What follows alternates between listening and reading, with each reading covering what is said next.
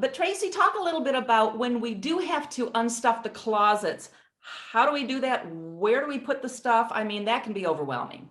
Right.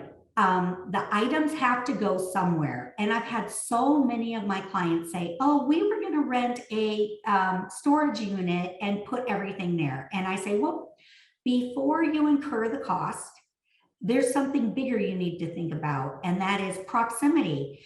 If you are setting aside items and then shuttling them to a paid storage unit, that's just another thing that you're going to have to go through later, or move to your new property and then go through it then. So the way I like to counsel my clients is take your 2-car garage, make the left-hand side it's going to go. So that means you are going to put it in the estate sale, you're going to give it away, or you're going to get rid of it. So that'll go on the left side. And on the right-hand side, those are the things that you've boxed up already and that you're moving to your next place. And you label every box kitchen. So your extra kitchen things are in that box. And buyers expect a home is on the market because the client is moving.